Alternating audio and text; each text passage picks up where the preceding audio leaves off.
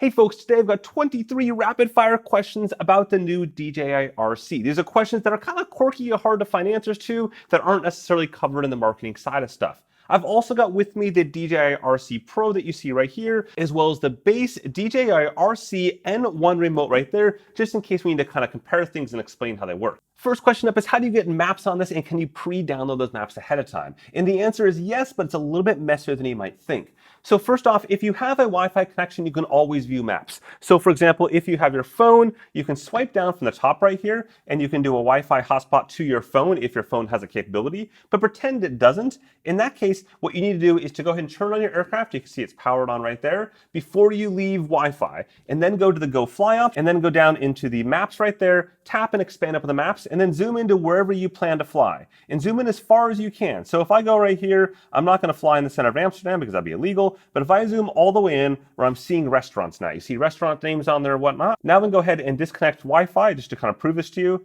and as I move around here, you'll see those restaurants names there. But if I go somewhere else where I didn't download, let's just say I go up here to right there somewhere and try to zoom in a bunch, you'll see that information isn't downloaded. I got the core road information. I downloaded the higher zoom levels, but none of the restaurants and stuff are there. And I'm using restaurants just to kind of show you that zoom level. This applies to really everywhere. Also, fun fact, in case you're wondering why it says aircraft processor chip overheat, it's because there's no airflow moving or no props moving over the top of it, which is how this thing cools internally using both the props and the airflow from movement. One caveat to be aware of is do not use the map in the upper left-hand corner. So you see where it says locating and fly spots? If I tap on that, it's going to open up a list of all the countries by region. And then from there, so I can choose, let's say, Europe and I don't know, Austria, fine.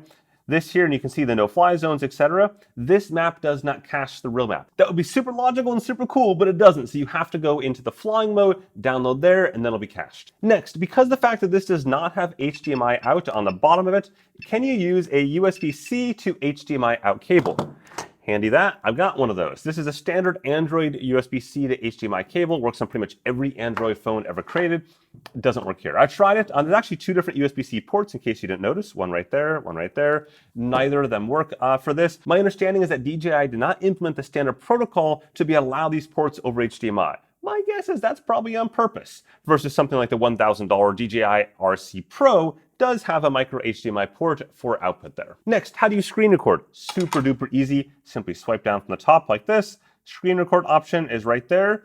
And then once it's up, you can actually, for one, you'll hear that sound. And then two, you can move this out of the way. That's a super cool tip. That way it's out of the way. I find this spot right there is the best because nothing on the screen pops up right behind that. Below that, you got your stats. And then in the middle here, you got buttons you got to touch for like focus modes and stuff. This is a great spot to drag it to. When you're done, just simply tap stop like that, and it'll save it onto the storage there. And then you can access it by swiping down from the top, and you can see it right there, accessible. Next, how bright is the screen? Well, the brightness on the DJI RC is 700 nits maximum. Now, of course, showing you this right here is kind of pointless because my camera is going to autocorrect. It's going to blow that out in just a couple seconds. Over here, again, full brightness, just to show you this back on the main pages. You can see this one's clearly brighter than this one, but it doesn't really matter inside. What matters is outside. And if I'm at a beach, I actually was in the beach in the Caribbean the last couple weeks, and so using the DJI RC outdoors on a bright sunny beach isn't super easy. But here's the dirty secret. If I have my iPhone 13 Pro attached to the DJI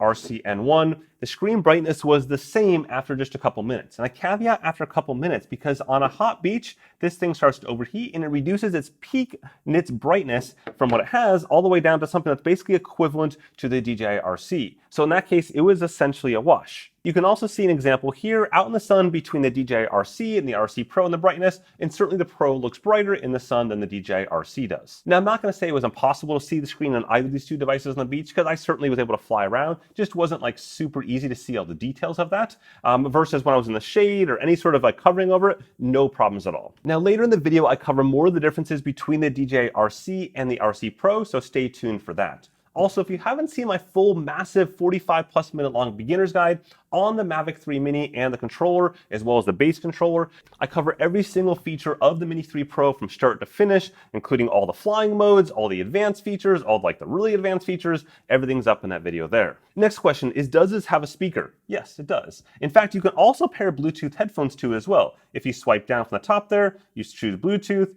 and then just hold it down for a second to open it up. That opens up the Bluetooth menu where you can go ahead and pair headphones to it if you want to. You can see I got my Surface headphones paired to it right there. Which then gets the immediate following question is, does it have a microphone in it? And it does not have a microphone in it. So when you do screen recording, it will not record any audio at all. And disappointingly, even if you have headphones paired to it, it will not record the audio from those headphones onto the screen recording. Hopefully that's a minor thing that DJI can fix down the road. For those that want to do video sync later on, it's super helpful. The next question I see a lot is, what's the actual range, the non-marketing range of this unit? Well, first off, the marketing answer is 12 kilometers between the DJI RC and the Mini 3 Pro. The reality check answer is nowhere near that. I'm seeing consistently that I get dropouts in signal quality from this, or just dropouts in signal altogether, between 1,100 and 1,300 meters away. And most of those scenarios were out over the ocean or along the beach. So basically just along the entire beach line where I could still see it. I had one scenario where I got about 1,500 meters, 1,550 meters or so before I started seeing kind of repeated dropouts. In all those cases, I could still see the aircraft and I would turn back. I don't typically do range tests because in most cases, the signal will go way beyond where you can legally see it from where I fly. Is that a problem? Well, it depends on how you fly. For me and what I do, I very, very, very rarely go more than 1,000 meters away. So it's not really a big issue for me personally. For some people though, it could certainly be an issue. And of course, it's worthwhile noting that may change in different environments. If I was up in the mountains, maybe I get different results than I would here. So the next question is, why is there an SD card slot in the bottom right there? See that MicroSD card slot right there? And it's allow you to store footage onto the SD card slot as opposed to the internal storage. The remote itself has 8 gigs of storage, but it's only about 2 gigs of usable storage. So it's kind of limited. Things that can be stored to that would be 1, the screen recordings, but 2, more importantly, a low resolution video cache and photo cache. So when you take video and photos while you're out flying, it actually puts a low res version on the controller in case you were to crash and kill your drone. At least you've got something saved. So that can go to the SD card, which has way more space in it than necessarily the internal storage. In my case, these are the cards I use. They're not sponsored, just what I buy all the time. I find the 256 gig cards are a good kind of blend between having lots of storage that cost a lot and having too little storage. These usually run about 35 bucks, and it's what I use for virtually all of my drones and all my action cameras, and way faster than I would ever need in the controller. But again, it's just what I use. The max card size is 512 gigs. Okay, now quick note, if you're finding this video interesting or useful or helpful or something like that, just whack that like button at the bottom there. It really does help out this video and the channel quite a bit. The next question is, does it keep a copy of the photos and videos on the controller? And the answer is yes, sort of. So if I click on album right there at the bottom left-hand corner, it'll go ahead and show me my album. Right now, it's focused on the album of the drone itself. So it's pulling the stuff off the SD card there. And I want you to kind of watch something here. If I click on a video, this one right there, it's then going to show me the low-res preview from this.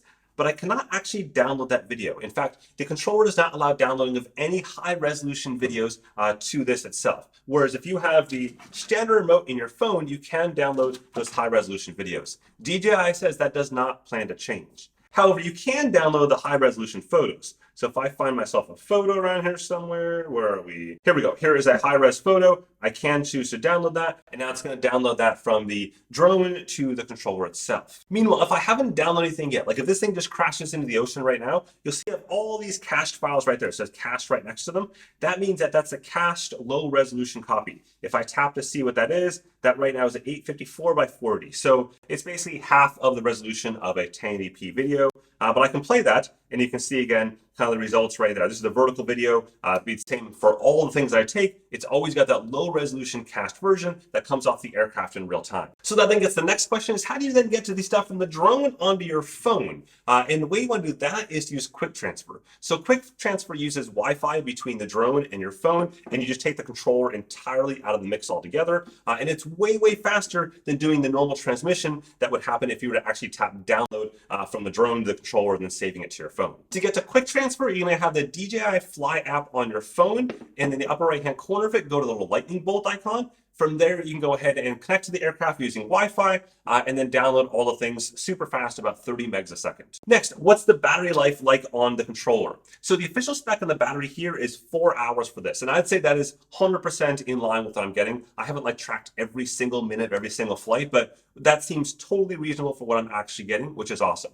And that's worthwhile noting because the official battery for this controller here is 4 hours with a phone attached doing phone charging. That means that when you plug your phone in in, you can have it automatically charge your phone as well, which is what I typically do because this thing like burns through the battery pretty quickly. So I want to have that just constantly recharging it up. Or 6 hours if you don't do phone charging mode. So in this case, yes, that will get more battery life here than this, but you're also then using up your phone's battery instead. To charge it again, USB-C on the bottom right there, super quick and easy. Next, will the DJI RC work with the Mavic 3? And the answer is yes, but not quite yet. But it sounds like very, very soon. DJI has confirmed that the firmware update is coming to allow this to happen between these two. And in fact, just recently, there's some rumors that they've already planning to sell bundles with these two together, but it's not there today. So don't just hold off a little bit. My guess is you're probably talking weeks or worst months, but not very long. Which then gets to the next question is, will the DJI RC work with the Air 2S? And the answer is, they're not saying yet, but I suspect the answer is eventually going to be yes. And the reason why is the Air 2S works with the DJI RC Pro already. In fact, they already even sold bundles this past Christmas with this. So this here is just a mini version of this in almost every single way. So my guess is that we're probably going to see that happen very, very soon, because if they're selling bundles with this, that's mostly overkill versus this here makes a lot more sense. So I'm going to bet that you're probably going to see that happen maybe even the exact same time the Mavic 3 gets compatibility as well. I would not, however, expect to see any other DJI drones get compatibility with this, mainly because I suspect we're going to see these two largely stay in sync going forward. Next up, how heavy is this controller compared to the regular one? This is really fascinating, so check this out. So here's this there, good, 0. Okay, make sure you can see that, perfect. Zero it out, good. Okay, 393 grams. Now check this out. Here is the base controller right there at 387 grams. So essentially equal, except you gotta put your phone on there still, right, too. So now we're at 591 grams for that whole kit versus almost half the weight, a little less, maybe 2/3 the weight for this one here. Way better. In case you're wondering, the RC Pro is 886 grams. Okay, next, is there any sort of bike, motorcycle, handlebar mount available for the DJI RC? And the answer is no. While there is a mount available for the base one that I've used, and I have a whole video up in the corner there, somewhere on the screen, I don't know, down below. There's not one yet for this. My guess is we'll see one very soon. It is not compatible with that existing mount. I can confirm that. It's missing kind of that little cutout at the bottom there that it snaps into, and the same goes to the base. So you can't use those two together unless you like tape it on there, but I suspect we're going to see some sort of like bike, handlebar, motorcycle mount pretty quickly for this controller as well. Next up, can it run apps? That's a core selling point of this unit here. The RC Pro can run apps because these are both just Android units. That's all they are, Android phones and the internals. The answer is right now, no. And officially, DJI is saying no as well for this, versus officially they say yes for the RC Pro. But my guess is it's going to take like 2 days once these things are in everyone's hands out there for someone to figure it out. Ultimately, again, it is just Android. I tried the usual ways I can get onto this sort of stuff, and it didn't seem to work, like developer mode and things like that. But again, it will not take long before you can load your own apps onto this, onto the SD card or internally. Undoubtedly not officially supported, but there's no way DJI is going to keep the entire Android community from loading stuff on this. That's what the Android community does best. Next, can you create waypoints with this? No, the DJI Fly app does not support waypoints in any way, shape, or form. It's a huge kind of point of contention with the Mavic 3. In fact, even on the RC Pro, it doesn't support it. So that's why some third-party apps would be amazing, because they do support it. But again, no waypoint functionality. The only exception to that, and just barely, is in hyperlapse mode. You can specify those waypoints manually in the air, but only once in the air. You have to fly to them and then set them, and they disappear like a fart in the wind after that. Can you live stream from this? No, simple as that. You can from the RC Pro, but not from this at this point in time. Does it have customizable buttons? Yes, it does. 2 customizable buttons on the back there, similar to this here as well, but we'll talk about the differences in just a second. Also, the base remote has them too. Have a customizable button there. You can do a single press or a long hold. So you kind of get 2 buttons out of this one here, versus this does not have customizable buttons on the back. What are the differences to the RC Pro? Glad you asked. 700 nits versus 1000 nits of brightness. HDMI out versus no HDMI out. Extra customizable buttons, namely the little 5D pad right there, as well as the installation of apps. There are also some slight differences that this has that this one doesn't. For example, you see the cover over the microSD card slot. This one doesn't have it. And in fact, the battery is even better on the RC versus the RC Pro at 4 hours versus 3 hours.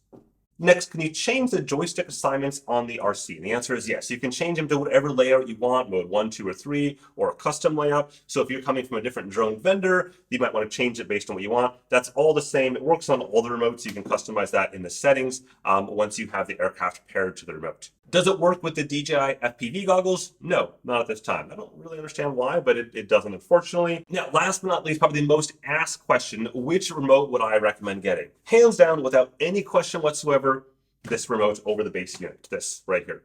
This cost 150 bucks extra. This is probably like the only thing I would say is worth the 150 bucks extra. The RC Pro, 1,000 bucks? No, I already regret many times over spending 1,000 bucks for that remote. Smart controller, between 600 and 1,000 bucks depending on when you bought it. Also regret buying that.